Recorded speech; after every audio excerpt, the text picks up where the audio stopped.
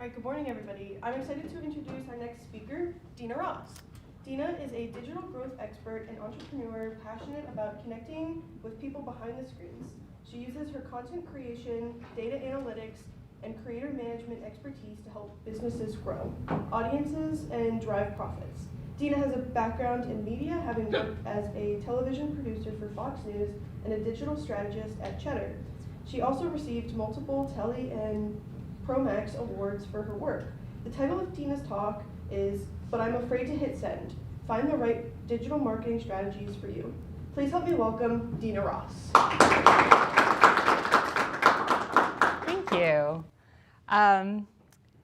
Welcome to But I'm Afraid to Hit Send. Find the Right Digital Marketing Strategies for You.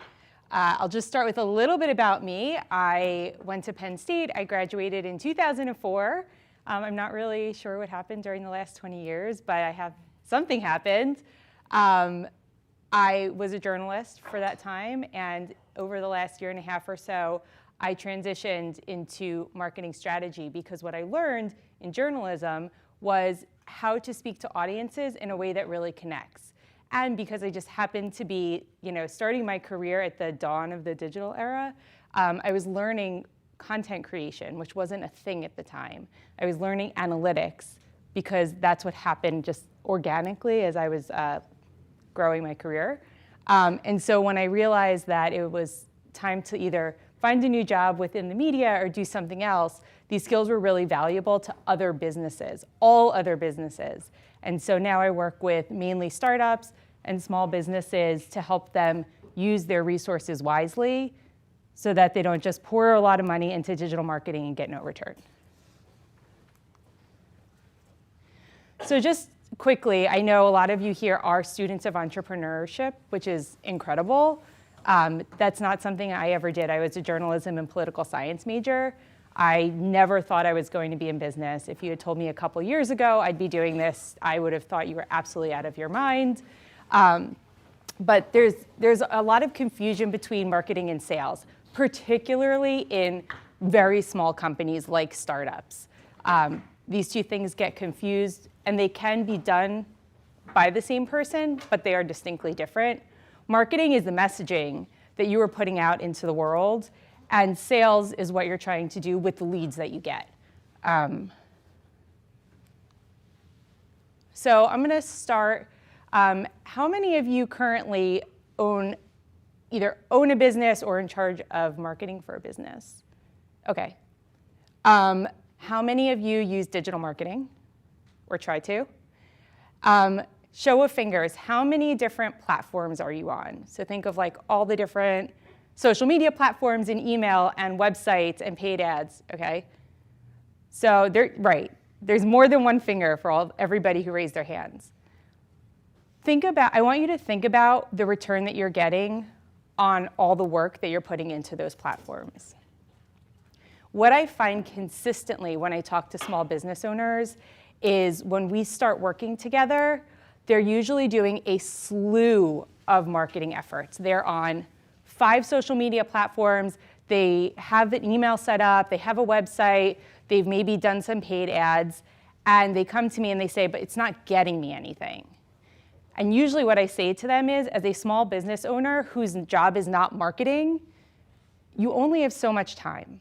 And the opportunities to do digital marketing are endless. There's a million different ways that you could do this effectively. The most important thing is to pick 1 or 2 and do them really well, and don't worry about the rest. So if you hate social media, stop doing social media. If you hate sending out newsletters, stop doing it. Pick the 1 or 2 things that you like.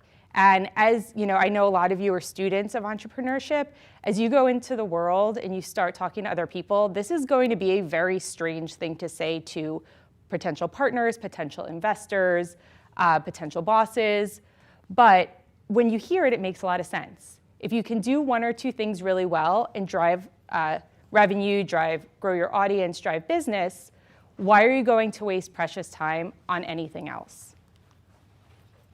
So when I say digital marketing, for our purposes, I'm really talking about 4 pillars, if you will. your website, which is tied to search and SEO, social media, you know what that is, email, and paid ads. So as I said in the program, I'll go through each one, pros, cons, and best practices, and kind of explain where I'm coming from. All of this are just ideas. Like I said, there's a million ways to do all of this. If you think what I say is ridiculous, don't do it that way. But these are the kinds of things that I advise my clients, and I've seen it work. So first, let's start with web search and SEO. Your web is your website, right? And then search is the search engines that, you know, the Googles, the Bings, the Yahoos of the world. I don't know if anybody uses anything besides Google, but you would be shocked at how many people do. Why are you going to use it? I love your website as the backbone of all of your marketing. I talk to people who tell me they don't want a website, or they just want like one page that says like, this is what I do and contact info, and that's fine, that works for them. I see a website as a place where you can put all of the information. Oh, here, let me go to the next slide. First, let me define SEO. A lot of you probably know this, but in case you don't, SEO is search engine optimization. It means doing things to your website so that search engines like Google can find you and surface you to the right people when they're searching for whatever it is that you do. The pros to focusing on web search and SEO is that, like I said, this is your business hub. You control the messaging. Nobody can change what's on your website. So unlike, and frankly, nobody can really comment on it. They can take what you've done and put it on social media and comment on it, but it's yours. The search part and the SEO part helps you expand your reach significantly. If you build it, they will not come. So that's where search comes in. You build the website, and these platforms help you expand it to other people, you know, the people that you need it to, and sometimes the people that you don't need it to. The cons is that it can be really time-consuming to set up a good website and deal with upkeep. If you are someone who's a web developer or a coder, this will be a lot easier for you. If you're a web designer, if you are like me and you study journalism and political science, this can be a couple days worth of work, a couple weeks worth of work. But the nice thing is, if you have it set up in a way that you want, usually you're not going to have to touch it for a while. However, when things break, you're going to go onto, you know, YouTube, and you're going to have to figure out how to fix it. Or you can pay someone to do it, but like good web designers are very expensive because it is hard to do. The other thing is that you can't really control your reach. You can focus on SEO, you can try to improve it, but it's a little bit out of your hands. SEO is less effective than it's been in the past, and this is why. So I did this little video. I put in, how can I optimize SEO for my small business? And so what I'd want to do is, let's say that's my job. I want people looking for that service to see my website. But what Google does now is they put all of this stuff above organic. SEO helps you get organic or free traffic. Now, if they type in something like this, first they're going to show you the AI overview where they stole stuff from other people's websites. And they give you credit, which is nice, but pretty much if somebody wanted to know, they have all the information here. They don't have to go to your website. We'll let it keep going. I don't know. As it goes down, it goes to like, after, let me see. Whoops. There we go. So it's already told you everything that you need to know. But if they're still interested, now it's showing you tips for small businesses so that you stay on Google and don't go to your website. Then it has the first organic option, which is conveniently Google. Then it shows you different discussions and forums where you can find this information. Then it shows you videos that you can watch. We'll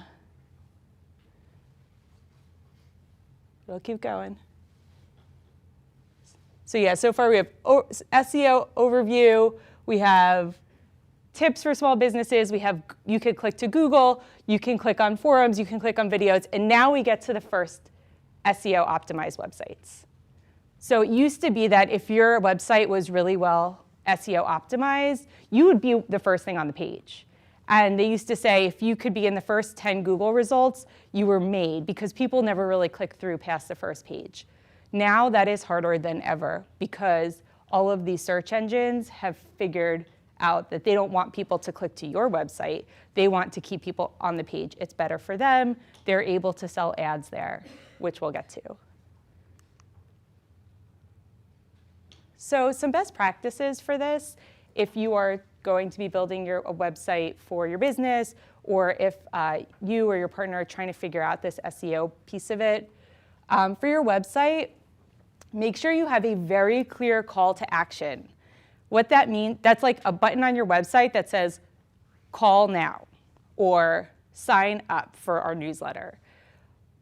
Make it as simple as possible. If someone's on your website, do you make wood coasters? Yeah. Okay. If you make, right, you're gonna want a website that is super clear, that has a beautiful picture of your coasters, the name of your company, and like buy here, or like shop now, right? You don't wanna make people have to like click all over your website to figure out what you want them to do. Make it obvious.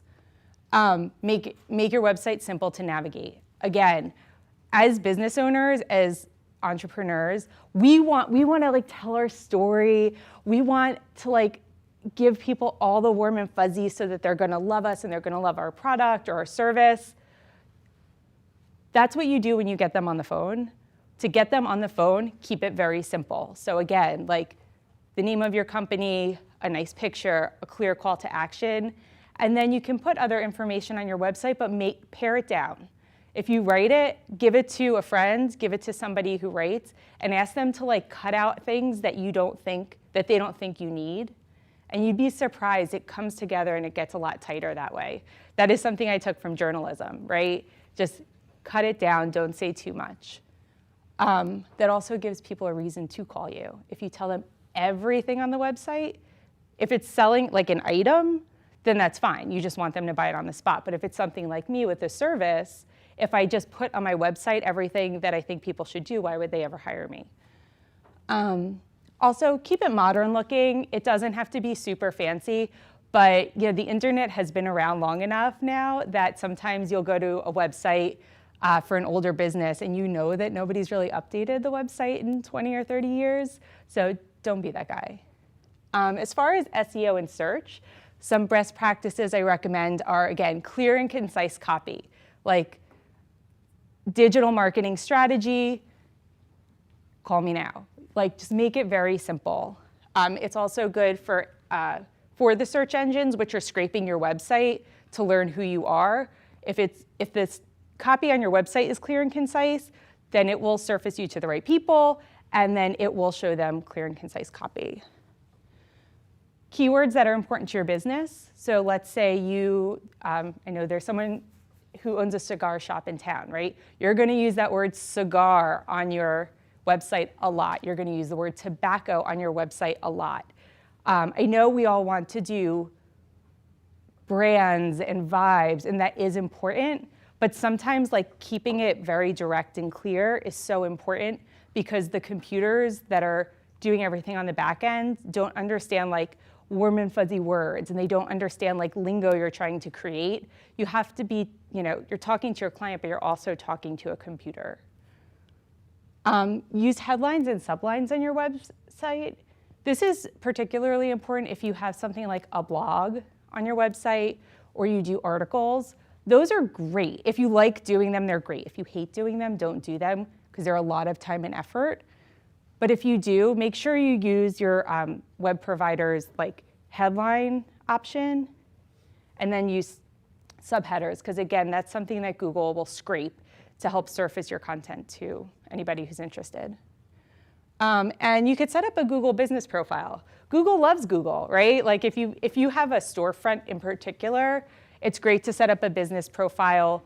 If somebody searches for you, or let's say in the example of the guy who owns a cigar business, if somebody's searching for cigars in State College, that's a way to get your business surfaced to the top, because they will show you that at the top. You don't have to pay for it, it's free. Anybody who's standing in the back, if you want to like sit along the side or in the front, that's okay. There's also like a couple of extra seats if you want to sit. So that's the web. Now to the one everybody likes to talk about, which is social media. I am not a heavy social media user personally. You can find me on LinkedIn. There's nowhere else you're going to want to find me. But I think but for business, it can be important. What is it? Obviously, it's apps or websites where we share content and we view content. Why do we use it? Because in theory, you could reach pretty much anybody in the whole world. The pros of social media. Your customers use it, right? You want to get in front of them. If that's where they are, then it seems natural that you'd want to use social media. You want to be part of a bigger conversation. Social media obviously lets you do that. Let's say you own some kind of, let's say you're a professor, yeah? If you're a professor and you're a professor of entrepreneurship, you can go on social media and join any social media and join conversations. You can become an influencer if you get really involved in it. You could become a name that pops up regularly. This is how you become a thought leader in whatever it is that you do. And that is very powerful. Probably, I think, the most powerful part of social media for business. And there's a really low bar to entry. Literally, if you have a phone or a computer or a tablet and access to the internet, you can sign up for free and you're on social media. Anybody can do it. It's different than a website where you have to pay for a provider or paid ads where you have to pay. It's free. You just sign up. You give them your email and you're on. Here's my feelings on social media. I think a lot of businesses don't really need to be on it very much. And I didn't realize this was like an extreme viewpoint, but it gets back to what I was saying earlier, which is if you don't have a lot of resources as a startup or small business, to do social media really well, the way that you see big companies do it, it is very expensive. It can be expensive in money.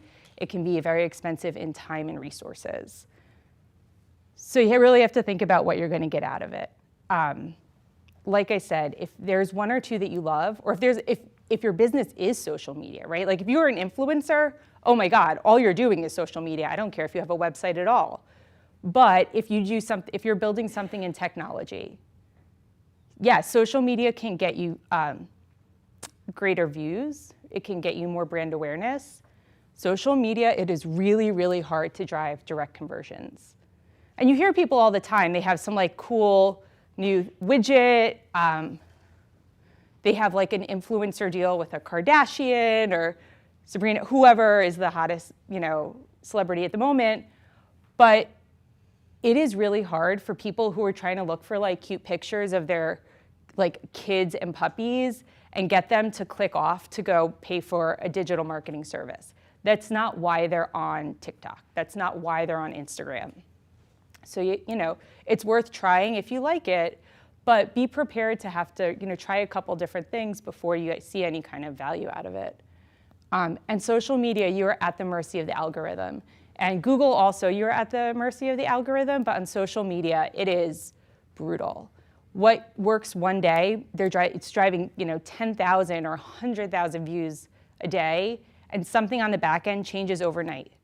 Facebook isn't emailing you to say like, hey, there's an algorithm change and here's what you should do. You wake up one morning and like your viewers are gone. Or they don't take away your followers unless they think they're bots, because they will do that. But if you're getting a lot of traffic, you don't know what changed, you don't know why it changed. You have to start Googling now to see, like, you're on Reddit, you're like, did anybody else lose all this traffic? And everyone's like, yes, and we don't know how to fix it. It's very, very opaque. So it's one of the downfalls of social media. Again, this algorithm. I took this definition straight from Sprout Social. Sprout Social is a platform where you can post on all kinds of different social media in one place. It has a ton of social media tools. If social media is a big part of what you do, or let's say you are an influencer right now, you probably already know what this is, but it's expensive. It's over $100 a month for one user. So if if social media is a big part of your plan, it's definitely the kind of thing you want to look into. If not, you're going to just be posting on each platform separately. But in social media, algorithms are the rules, signals, and data that govern the platform's operation. These algorithms determine how content is filtered, ranked, selected, and recommended to users. So it is everything. You are always, when you hear people say, trying to please the algorithm, that's what you're doing, right? You want to reach customers, but to reach customers, you have to play by their rules. Social media best practices, according to me. So if you disagree, it's fine, but this is how I like to do it. The things that are easy to do with social media, before you start doing it, or even if you've started and you're not happy with your return, stop what you're doing. Figure out why you're doing this, because that can lead to some really interesting answers. If you are trying to sell firewood, are you getting firewood sales from social media? Think about what it is. If you just need people in your area to know that you sell it, then that may be a different outcome. And how do you know if it's working? So that's also part of your strategy. If you understand why you're doing it, you need to figure out if it's working. And a lot of companies, and if your company is doing this, you are not alone, they start doing it first and then feel like it's not working and they don't know why. Because they haven't asked these questions. But the nice thing about social media is all of them give you analytics about your own content. So you can't necessarily find out what your competitor is doing other than look to see if they have likes or comments or whatever. But you can learn, are you gaining followers? Are people clicking on your links? Comments are much more, they make the algorithm much happier than a like. So you can start looking at these things. And at first it looks a little bit like gobbledygook, but eventually you start to see the patterns and then you lean into the ones that work. Post regularly. So I don't care if you're posting like 7 times a day or once a week, but pick a cadence and commit to it. Because again, people who follow you will get used to seeing you in their feeds, which is great, and the algorithms like it too. Stick to your brand. You don't have to jump on every trend. Like if your brand fits with like TikTok dances, like do the TikTok dance. My brand is not that, so you're never going to see me doing that. You can do it on your personal account, that is totally fine. If you are your business, then great. But if you run a construction company, like skip it. You don't have to be part of every conversation, just pick the ones that work for you. Moderate, so that means go through the comments like regularly to see if people are making comments saying that they love your content or they love your business, in which case you're commenting like, thank you so much, I'm so happy. If there are people in there trolling you, reply to them. If it's appropriate, something that's really inappropriate or spam, no. But like if someone hates on you and they have a reason, like starting a conversation, you will be shocked how often you can get them to turn it around and they can become like evangelists for your brand. And each of the platforms, I think, they have like back-end things on your business account so you can easily see what the latest comments were. So you don't have to go through like 3 years of posts every day. You can just kind of go to this one section and see where the new comments are. And easy to do also, if you're posting regularly, you know how much content you need, block part of a day, once a week or once a month, and do all of the content for the month. It's going to save you a ton of time and energy. Every day you aren't going to be trying to figure out like, oh, what I'm going to do tomorrow. Like it's done. And then it gives you time. You can always like swap something out and fill in something more timely. So let's say you get to do a speech at Penn State, right? Even if I've batched my content, there's no reason I can't like pull my post for today and then put this in instead. Best practices, but take a lot more effort and could be really hard for a small business, are doing different content for every platform. What works on LinkedIn doesn't work on Instagram. What works on TikTok doesn't work on YouTube, right? So in a perfect world, if we had all the monkeys in the world, we could make all the content in the world. But if you were trying to start any kind of business, you don't have the time for that. And the algorithm favors video. Again, videos, it can just be much more time intensive to make depending on what kind of video. If you want really well edited video, it takes a long time. If any of you are content creators, you know that, and you know that that's why you're gonna charge people some good money for that. So you have to weigh like your time to return on investment. Email. Email is my favorite. I could talk about email all day. What is it though? Email are newsletters, promotions, and client check-ins that go to their inbox. Why do you use it? It's a direct way to communicate with clients who already like your company. I think I'll get to this, but rule number one of email is never buy an email list from someone else. You're gonna start it yourself, you're gonna start it slowly. If you buy an email list, it's all gonna go to spam. I don't care what promises they make you, and it's gonna be a disaster. So don't do that. You're gonna build it yourself. So everybody who's getting your emails, they already like your company, they're more likely to open it, and they're more likely to engage. Pro of email is, like your website, you control the message. You can put whatever you want in there, and nobody is going to stop you. I mean, if you do think, there are best practices, I'm not gonna get really deep into it right now, but if you do certain things, you can end up in spam filters, so try not to do that. But, if you have a good message, nobody's gonna change what you do. The pace is up to you. Again, I ran an email that was very successful. It did news of the day, 5 days a week, sent out every morning at 6:30. I have a friend who does once a month. Is it once a month? And I open her email every time because it's fun and it's cool. And when I miss it, I remember at like some point I'm like, wait, I haven't seen it recently, and I go back and find it. And like I said, the recipients are already interested. Unlike on social media where like your content's getting fed by the algorithm to whoever it thinks might like your content, you have no control over it unless you're doing some paid ads. Everybody who's getting your email has already said like they're interested or they like what you're doing. There's no better audience. The cons of email is it can be time consuming.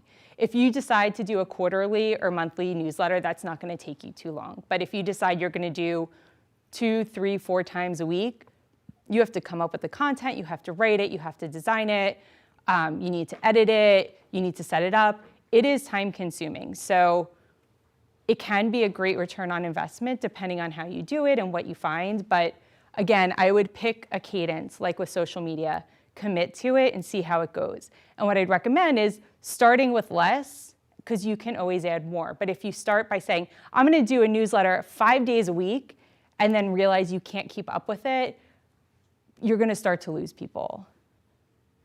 Email can be expensive if you have a really, really large subscription list. I mean, that's a good problem to have. If you have that many subscribers, hopefully you're doing something to monetize it, which will offset the expense, but there is a fee. If you have like 100 people on your list, there's no expense. It's fine. You're gonna sign up for like a free tier on MailChimp or something else, and you'll be fine.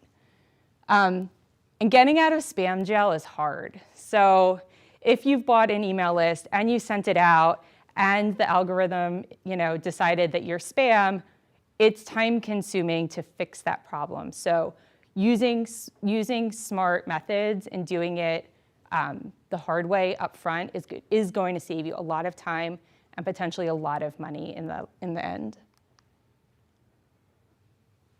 Best practices for email, like I said, send them regularly on a regular cadence. Always include interesting information. I have a client who came to me and said, I send out emails all the time and nobody's buying anything anymore. So I said, well, let me look at the emails you sent out. And like once or twice a month, she's sending out emails saying like, buy my product, 50% off if you reply to this email. It devalued her product because people thought like, oh, like she can't sell it, right? She was selling it. She was selling it in stores for full price. But anybody in the email list thought she was struggling. It wasn't a good look for her. What works a whole lot better, I've worked with companies that have, there's one company I work with in particular. They were sending out, they told me they have a newsletter, and I looked at what they had done, and it was all about them, which is good, right? Like your business email should be about your business, but it was about like what they were going through and had nothing to do with their product.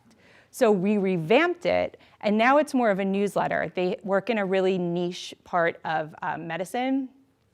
And now it's, every month we have an article about something happening in the industry. We have like a bullet or two about, achievements for the company, awards that they won, or something big that happened. We have information you can use. We have upcoming events, and then like a thank you letter. And almost nowhere in the email is it like, buy my product now. But we see that we've doubled the number of subscribers in the last 8 months or so, and we see more and more people clicking on those few calls to action that say reach out. It's because people want to open the email.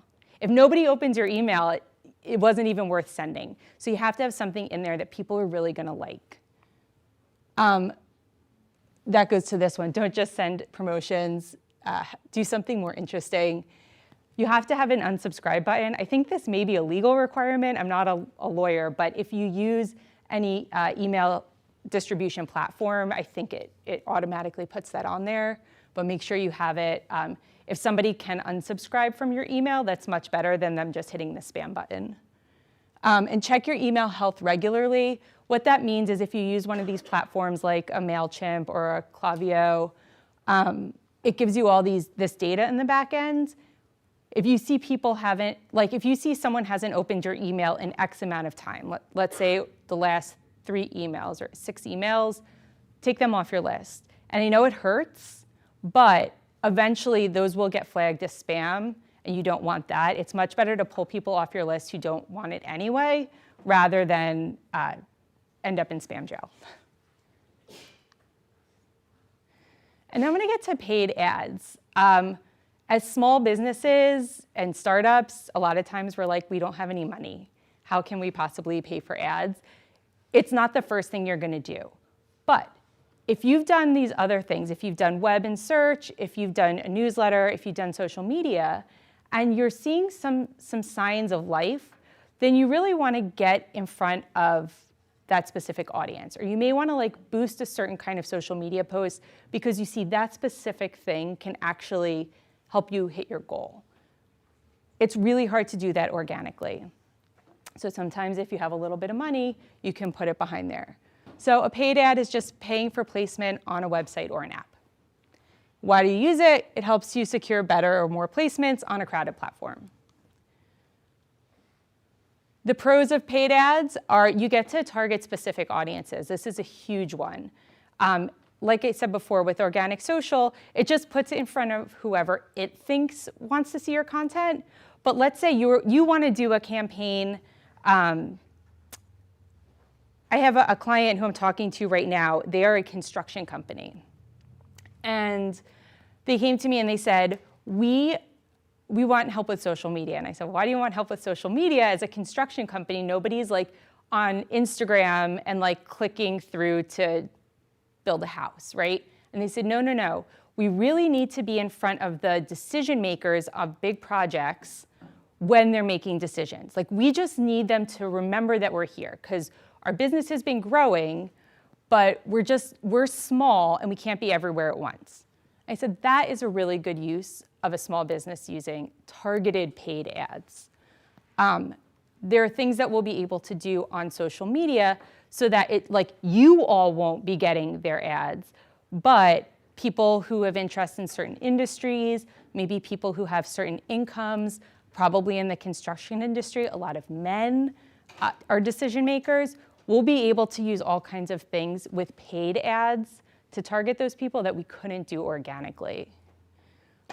Paid ads drive extra traffic, which is great. Again, if you want brand awareness, that's great. It's also great if you don't really know what's working and you need more data to work with. You can spend a little bit of money to get a lot of information. And it gives you an opportunity to beat the algorithm. And just think back to the video I played earlier of the Google search. Things at the top are often paid ads. The one I put up was actually unusual. But let's say you wanted a flannel shirt. Let's say somebody who typed in that they want a flannel shirt, right? The first thing you're gonna see on Google is a line of pictures of flannel shirts from different stores. So maybe someone will scroll past those pictures of really nice flannel shirts to find somebody's website and click through, and then click through the all of the different flannel shirts you have on the website, and then click, or they're just gonna like look at the flannel shirts at the top and they're gonna pick the one that they like. That's what paid ads can get you. The cons of paid ads is that you have to have money to spend money to make money. The numbers though can be a little bit lower than you think.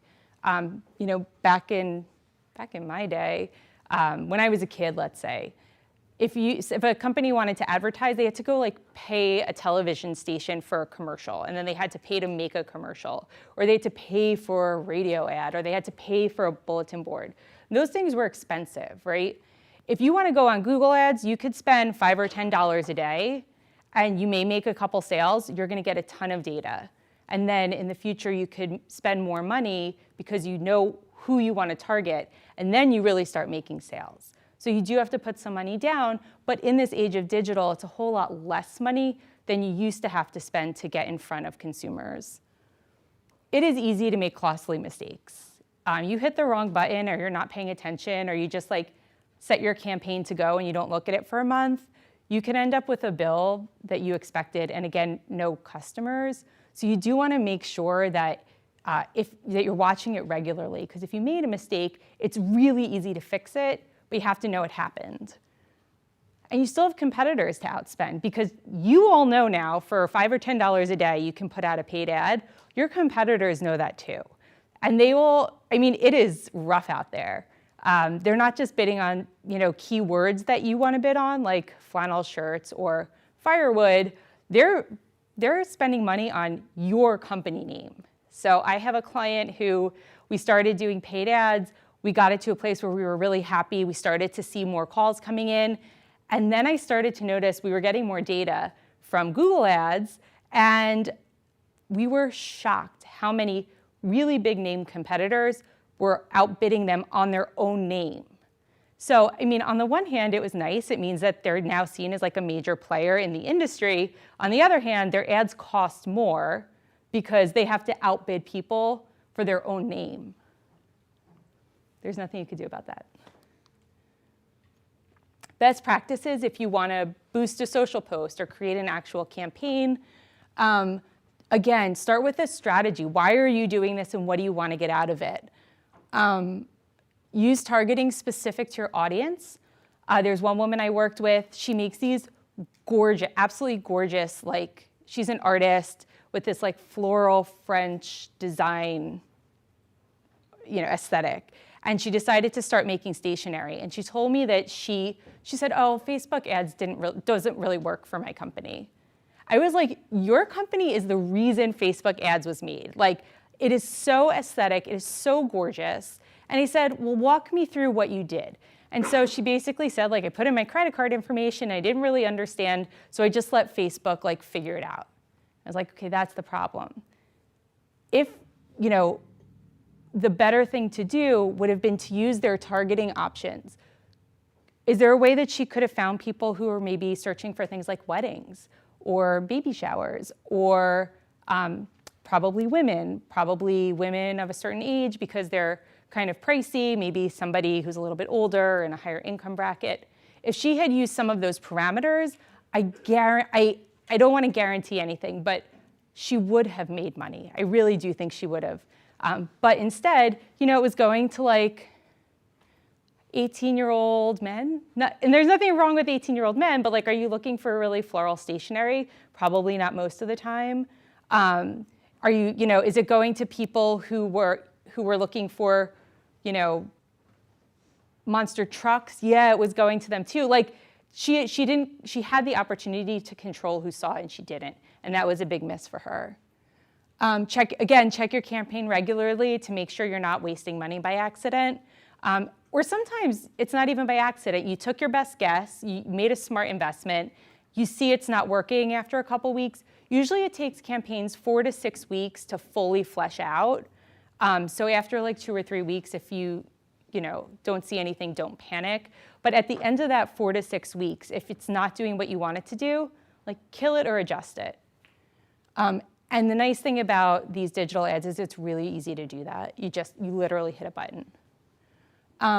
You can increase your spending based on data, which is what I was saying before. I love the approach of low and slow. Start low, start with a little bit of money. If you can afford $150 a month or $300 a month as a small business, start there. And then you might want to increase it as you go, but that first investment, consider it less about sales and more about research, because you're going to get a lot more information, and when you're ready to raise your budget, now you actually know who you're trying to target, whereas when you start, you really have no idea. And don't be afraid to pause your campaign. That's what I said. I have a client or a potential client I'm talking to. She wants social media, again, she wants social media help. And I said, well, tell me where you came from. And so she has a really great business in like health and wellness, let's say. She has a product. And she told me a couple years ago, her business was growing. They had just gotten some really big deals, like national deals, and they wanted to do social media. So she hired the social media agency. She threw, I think it was like a $50,000 ad campaign. So that didn't include what they were paying the agency. It meant like over 3 months, she was gonna spend $50,000 on social media ads. And the day that the campaign was supposed to start, the algorithm changed, which again, totally out of her control, totally out of the agency's control. It was nobody's fault that it happened. But at the end of 3 months, she spent the $50,000 on ads and made no sales. And I said, you know what the problem was? Like, it wasn't, the agency didn't necessarily do anything wrong, other than after a couple weeks, when they couldn't figure out what the problem was, when they couldn't figure out how to get it back on track, they should have told her to pause the campaign, right? If your budget is $50,000 over 3 months, I think she would have much rather spent $10,000 or $12,000 and pulled the plug rather than spend the whole thing and get nothing out of it. So I think sometimes we think like, just let me try one more day. Well, let me try one more day. Like, if it doesn't feel right, if you feel like it's out of control, this is a really, really good time to practice saying no. So when I asked about giving this speech, I said, what do people want to hear about? And Matt said, everybody asked about AI. So I will tell you, I think there are 3 types of people. I heard this analogy recently, and I thought it was great. It applies to many things, not just AI. When you go to a resort and you like go to the pool on the first day and you're like in your little bathing suit, there are 3 types of people. There are the people who grab a chair, grab like maybe a little soda or margarita or whatever you like, and they sit on the side and they like watch things unfold. Then you have the people who get to the pool, throw their towel on the ground, and like cannonball in. And then there are the people who stand on the side and kind of like dip their toe in. They like decide how it's feeling. Maybe like put their foot in, move in slowly. And that's kind of where I fall on the AI spectrum. There are people in this room on all 3 of those sections. There are probably some of you who are like, not touching it, I'm not there. There are probably some of you who are like, this woman doesn't know the first thing about AI, and compared to them, that's probably true.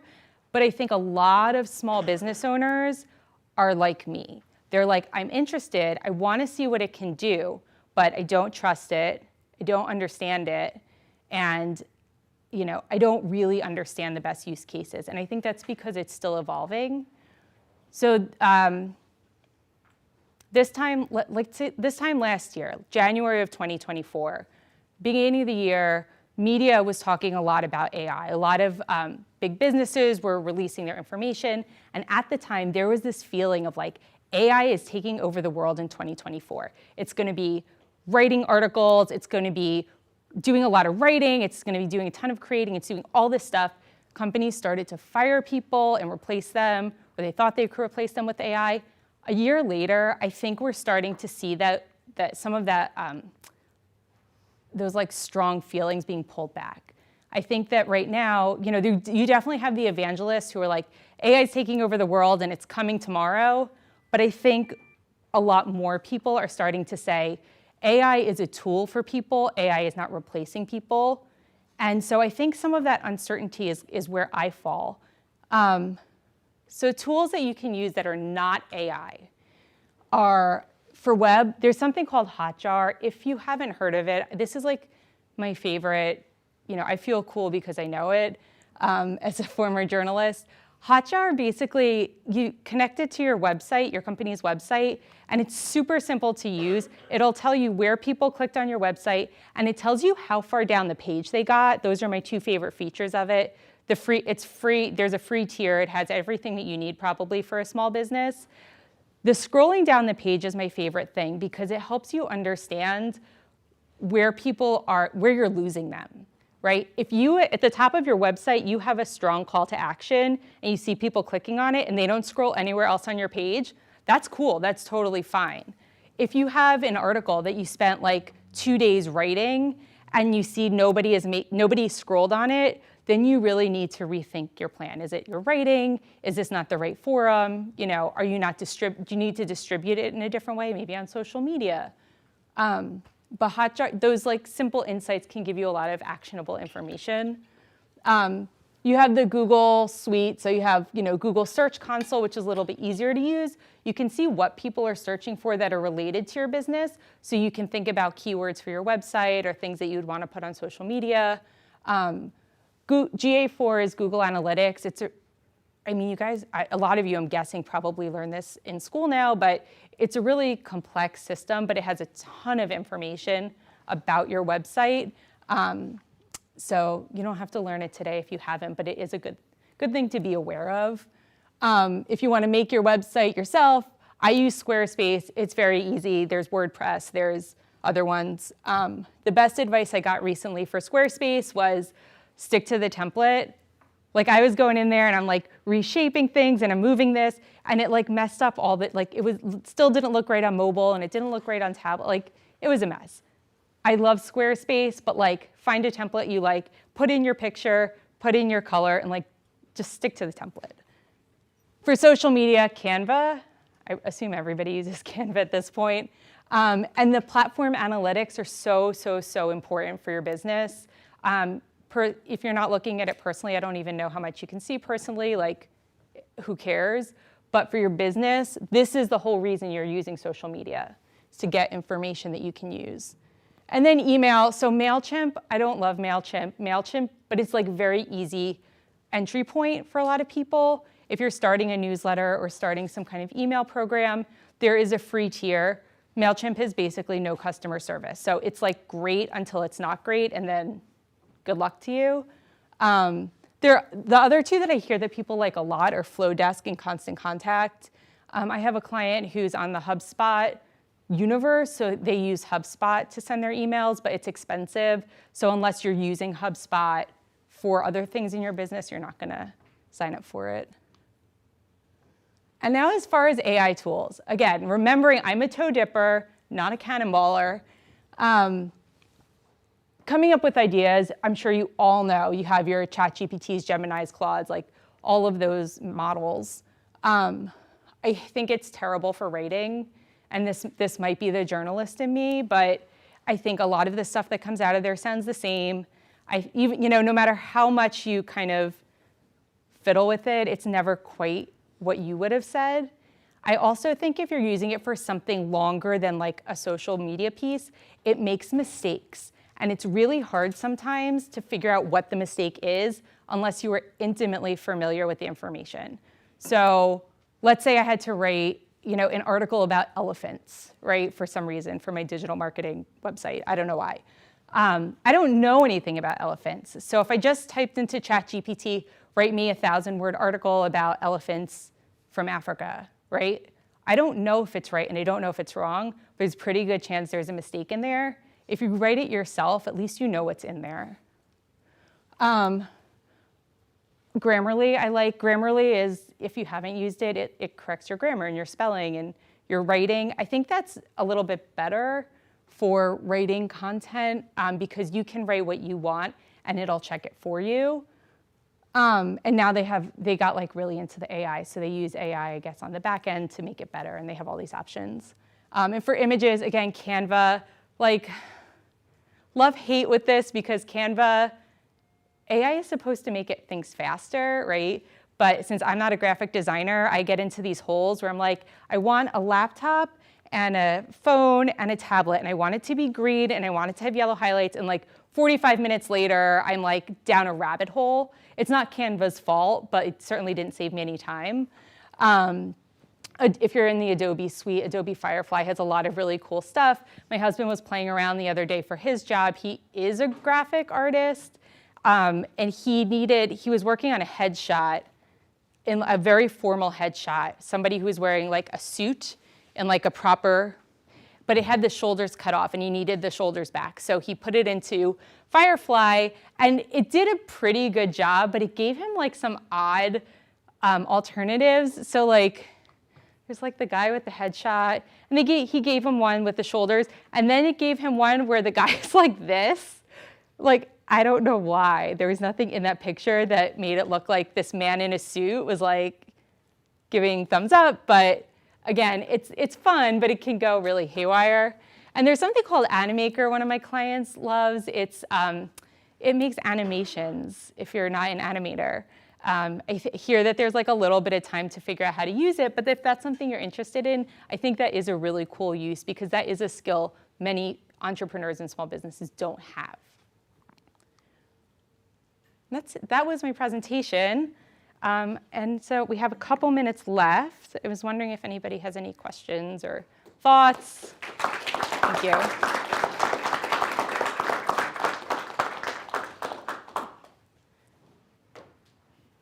Can I ask you guys, what are some of the, oh, yeah, go ahead. Have you ever used AI to go and get like hashtags for social media? I haven't. My best way to pick hashtags, now people, I think, use them more for like searching for stuff. So particularly on LinkedIn, I'll type in what I want. Type in whatever it is that I'm looking for, and I'll look through the post that it surfaces, and I'll look for some of the hashtags that they use. And I think you can like click on those, and it'll tell you how many people follow that hashtag. And I find that to be really useful because sometimes the one that I think makes the most sense only has like 1,000 followers, but a similar, maybe like the plural form of it will have like 10,000 followers. So again, it could be a good place to start, but then I would plug it into the social media platforms to see if if somebody typed that in, are they getting the kind of post that would relate to you? Yeah, I was more so referring to like TikTok and Instagram for getting the videos to get a better outreach. Again, yeah, I mean, you can use it for an idea. You can get it for ideas, right? But again, I would take it, let's say, maybe like something that's like a little related but a little bit different that's not so obvious is like home decor or home decoration, right? Whatever ChatGPT or whatever gives you, I would take some of the ones that they recommend and I'd actually plug them, search in TikTok for it and see what pops up. And if it's the kind of stuff that would be related to your product, great. And if it's something totally different, then no. And the funny thing with the hashtags and like trends are, they take on these lives of their own, right? So it's not always exactly what you think. So again, that's why I would use it for ideas, but then test it and figure it out. If you have like 1 million hashtags in every post, it just doesn't work like it used to be a good thing. It's not really anymore. I would recommend limiting it to a couple that make the most sense. I've heard like 3 to 6 is good for that. I mean, that sounds good. Yeah, there doesn't seem to be any benefit to doing a lot anymore. And then it also saves you time, right? Like if you're going through and trying to think of like 30 hashtags for every post you make, or if you use like a standard set of 30 for every single post that doesn't necessarily relate to the content, it doesn't help you. It's really about being smart, smart and concise rather than maximizing every opportunity.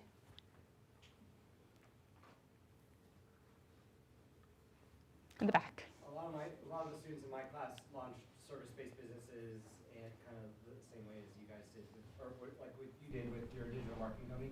Can you talk a little bit about what was like the transition, like how like you had a job at, I'm assuming at some point, and then maybe had this on the side, or was it jump right all into this? And talk about that kind of, how you got to Sure. for yourself. Sure.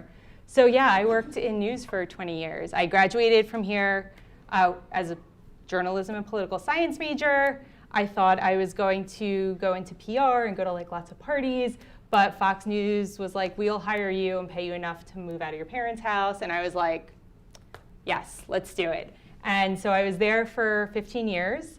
I was a TV producer. When I started, the internet wasn't a thing. Social media was not a thing at all.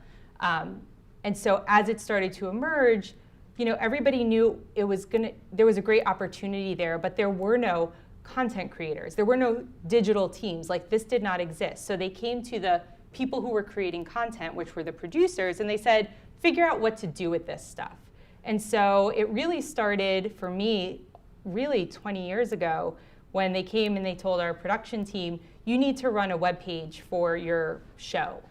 And my boss, whose previous job had been in radio, was like, I don't get the internet. I don't know what it is. Like, I'm not doing this. But I was 20-something and I had not a lot going on. So I said, let me try.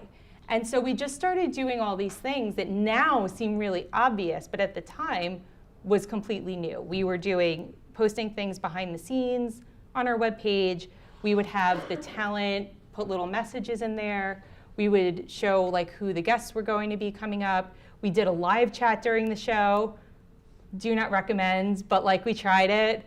And what we saw was that it was working. Our show was one of the lowest rated on the network, but our webpage was one of the highest. So we were doing a good job of taking people, at least from TV, and getting them to go to the site. And so the next up I remember was Twitter. One of the talent came to me super into Twitter and said, like, how do we get it to drive more people to watch the show? And so I started helping her figure out how to do that. And I got very good at leveraging these different platforms to make everything grow. So over time, I did a lot more of that. I was always in journalism. I did spend a couple years in social media, specifically at Fox, and then I went to Cheddar News, which was supposed to be CNBC for millennials. I ran the digital team there, where I was doing a lot more with web, a lot more with newsletter, helping out different platforms because the company was struggling, but digital was doing really well. So we were trying to help save the TV channel as well as digital. It did not work. They sold it. But when it became really clear that that company wasn't going to survive, I had to think about what was going to happen. And I had the luxury of time because it was very clear it wasn't going to make it. And when I started to talk to people, my options were either go find some other company, probably in media, which is like a really, really tough place to be right now. And I could do this in-house somewhere. But as I started to talk to people I knew about what I really did day to day, not just I work in news, but we grew this newsletter by 30% and we were able to double the ad revenue. Or we were able to raise $1 million on Twitter in a couple months. People outside of media started to hear this and they were like, wait, you do what?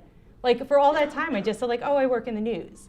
And they were like, no, like, all of these companies really need this. And so I decided, I am married, so I talked to my husband, and I'm very blessed for that. I don't think I would be able to do this on my own, because I'm a little bit older, I have expenses, and it's really hard once you, out in this world, you have bills to pay, to just kind of stop with, like, the regular income and build it up. But he agreed. He thought like there was really, there was an opportunity there, and I've seen it play out. And I thought I was going to need to get a lot of clients, these big businesses. I thought I was going to have to like call up my old bosses at Fox and say like, can you hire me as a strategist? But actually, what I really like and where there's a lot of opportunity for me are these small businesses. It's startups that have just gotten some funding. So you do need, you need a budget, right? You need a budget to hire me. All of you offering services, companies need budget to hire you, which is the hard thing. But if a company's gotten funding, these investors want some money. They want to see some payoff. So if they want to get payoff, you need to do some marketing to get the sales. So that's where I come in. Also, I have a lot of opportunity with smaller, mid-sized businesses that have been in business for decades. Let's say they got started before social media really became a thing. And a lot of them never really embraced it. And so some of them have had a really difficult time because maybe they hired a content creator who did amazing content, but it didn't actually get them any clients, and nobody understands why. I know why. And so then they hire me to come in and work with them and sometimes teach their content team why we're making the decisions that we're making or what they should do differently. And a big part of what I like to do is train. I don't just like tell people what to do and leave. I'm very hands-on because through my career, I have done both the content creation side and the analytics side. So I can do a full strategy and I can explain and show people what it is we're doing and why we're doing it. All right, anybody else? It's 11:30. I know some of you probably have other classes to go to.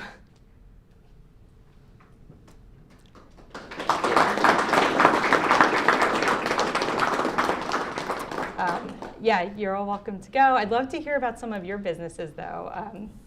I'm really in awe of some of you. I met a group of women last night who are interested in entrepreneurship, and like this is so outside my field of vision when I was in college. Like I never ever would have thought about it, but there's so many people who tell me they're like they have a business or they're launching something, and I'm really in awe of it. So for anybody who's doing that while you're going to school, it's really, really impressive. So congratulations and good luck.